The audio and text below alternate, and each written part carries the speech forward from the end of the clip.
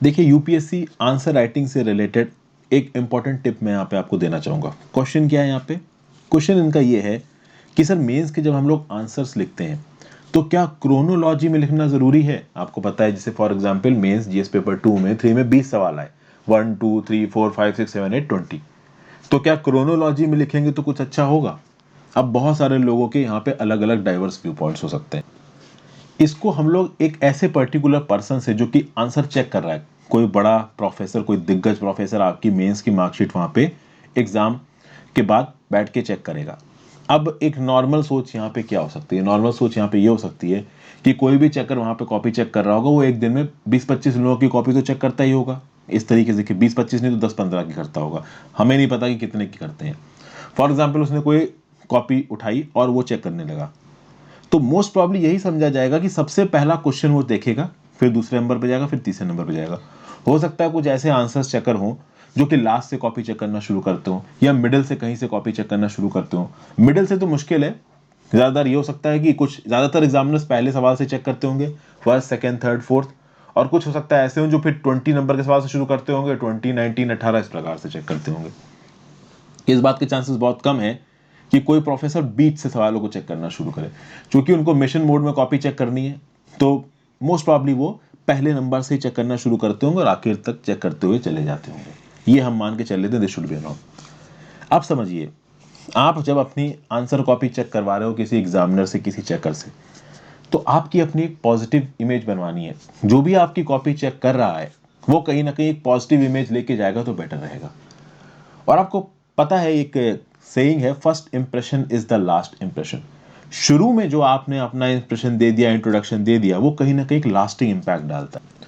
तो ये बात बिल्कुल सही है कि अगर आप पहले 2 3 4 क्वेश्चंस के जवाब अच्छे लिखते हैं तो उनका इंपैक्ट पड़ेगा एग्जामिनर्स के दिमाग में। अगर उसको पहले 3 4 5 सवाल अगर आपने बहुत अच्छे लिख रखे हैं तो कहीं ना कहीं उस पर्टिकुलर एग्जामिनर के दिमाग में आपके लिए एक इमेज आएगी कि नहीं भाई, ये जो लड़का है ये बेवकूफ नहीं बना रहा है, इसने बहुत वैलिड वैलिड पॉइंट ऑर्गेनाइज्ड और स्ट्रक्चर्ड वे में लिखे हुए हैं पेपर में। ठीक है, अभी ऑर्गेनाइज्ड और स्ट्रक्चर्ड वे क्या है मेंस के आंसर्स को लिखने का, मैं कोशिश करूंगा कि इसके लिए कुछ अलग से आर्टिकल्स अपने वेबसाइट पे अपलोड करूं। अभी के लिए तो ऐसा कुछ भी कंटेंट अपलोड नहीं है, अभी मेंस भी नहीं है, मेंस बाद में ही आएगा, तो उस समय पे चीजों को देखेंगे। तो आप समझिए, जब 20 सवाल आपके सामने आएंगे, हो सकता है कि उस 20 सालों में 4 से 5 सवालों में आपको कुछ ना आता हो, देयर इज अ पॉसिबिलिटी। ठीक है, कि मान लीजिए आपसे सिटीजनशिप अमेंडमेंट बिल से रिलेटेड सवाल पूछ दिया और आपको सिटीजनशिप अमेंडमेंट बिल के प्रोविजन तक याद नहीं है। मैं आपको बस एक एग्जांपल दे रहा हूं। ऐसा नहीं हो सकता कि आपको 20 में से 10 सवाल बिल्कुल ना आते हो, क्योंकि अगर आपने होलिस्टिकली करंट अफेयर्स कवर किए हैं तो 20 के कंटेंट के बारे में आपको कुछ ना कुछ पता होगा। हाँ, ये हो सकता है कि साइंस एंड टेक में आपसे होप मिशन से रिलेटेड सवाल पूछ दिया जाए और ज़्यूरोंग रोवर से रिलेटेड सवाल पूछ दिया जाए और आपको यह तक ना पता हो कि ज़्यूरोंग रोवर चाइना का है और होप मिशन यूएई का है, तो उस केस में आप ब्लैंक हो जाओगे। बिल्कुल साइंस एंड टेक का कोई प्रिसाइज सवाल और आपको पता ही नहीं है कि ये कहाँ का है, तो हो सकता है आप ब्लैंक हो जाओ। बट ऐसा 1 या 2 सवालों में ही होगा, अगर मैक्सिमम होगा तो। ज्यादातर सवालों में आपको कुछ ना कुछ पता होगा। 15 सवाल लगभग ऐसे होंगे, 15-16, जिसमें आपको कॉन्क्रीट बहुत अच्छे पॉइंट्स पता होंगे। तो ये बात तो देखिए पक्का तय है कि वो 15-16 सवाल आपको पहले अटेम्प्ट करने हैं और जिन 4-5 सवालों में आपको सबसे कम आता है उनको बिल्कुल लास्ट में लिखना है। तो लास्ट के 20 मिनट में, 15 मिनट में वो 3 से 4 या 5 सवाल जो कि आपको बिल्कुल कम आते हैं उनको बिल्कुल लास्ट में आपको अटेम्प्ट करना है। अब अगर मान लीजिए कि वो पहला या दूसरा सवाल है तो बात अलग है। अब समझिए बात को, जो 15-16 सवाल आपको आते हैं वो जिस भी क्रोनोलॉजी में आ रहे हैं पहले सवाल से, उस हिसाब से आप उसको लिखिए। ये बात बिल्कुल सही है कि जो 10-12 सवाल आपके होंगे पहले जो आपके सामने आएंगे, उनमें जो आप लिखोगे वो बहुत अच्छा होगा। बाद में जैसे जैसे समय बीतता जाएगा वैसे वैसे आपके पास ऊपर प्रेशर बढ़ता जाएगा, आपके हाथ दर्द हो रहे होंगे, उंगलियां दर्द हो रहे होंगे, हो सकता है कि आपके आंसर्स की क्वालिटी थोड़ी गिर जाए। लेकिन अगर आपने पहले 12 सवालों में जो कि एग्जामिनर्स ने चेक किया और अपना वहां पे इंप्रेशन बना दिया, तो नो डाउट आपके नंबर वो आगे भी अच्छे देगा। तो मेरा आंसर सिंपल है, जो 15-16 सवाल आपको बेस्ट आते हैं उनको क्रोनोलॉजी से लिखो। तो उन 15, जैसे मान लो आपको पहला सवाल अच्छा नहीं आता है तो आपने उसको उस समय के लिए छोड़ दिया, दूसरा सवाल आपको अच्छा आता है, तीसरा सवाल आपको अच्छा आता है, चौथा सवाल आपको अच्छा आता है, तो वो 2 3 4 से आपने लिखना शुरू किया और लिखते चले गए। ओके, ये समझिए बात को। ये मत करिएगा कि मतलब ये मेरा एडवाइस है, हालांकि बहुत सारे लोग इस एडवाइस से थोड़ा डाइदर भी कर सकते हैं, सबकी अपनी अलग अलग स्ट्रैटेजी है।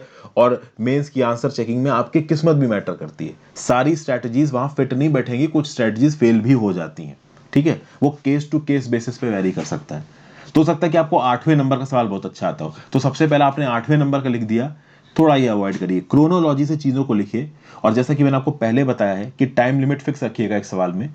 अगर आप एक सवाल में टाइम लिमिट फिक्स रखते हो तो कहीं ना कहीं बाकी सवालों में आपको कॉम्प्रोमाइज उतना नहीं करना पड़ेगा। लेकिन जो 15-16 सवाल आपको बेस्ट आते हैं उनको क्रोनोलॉजी से लिखो, from the start to end. क्योंकि 98-99% केसेस में जो एग्जामिनर आपकी कॉपी चेक कर रहा होगा वो पहले सवाल से शुरू करेगा, पहले दूसरे तीसरे चौथे ऐसे आगे बढ़ेगा। तो इस क्रोनोलॉजी में अगर आपने सवाल अच्छे लिख रखे हैं तो उस एग्जामिनर के दिमाग में आपकी इमेज अच्छी सेट होगी। तो बाद के जो आखिरी के 4-5 सवाल थे जो कि आपने अच्छे नहीं लिखे हैं उसमें कुछ अच्छे नंबर आपको मिल जाएंगे। तो it's all about impression, it's all about your structuring. कहते हैं ना कि 75% of your performance is best, rest 25% में भगवान भी आपका साथ देगा। आई होप आपको बात समझ में आ गई हो। और डाउट्स के लिए इंस्टाग्राम पे मैसेज कर सकते हैं। Thank you for watching, have a great day.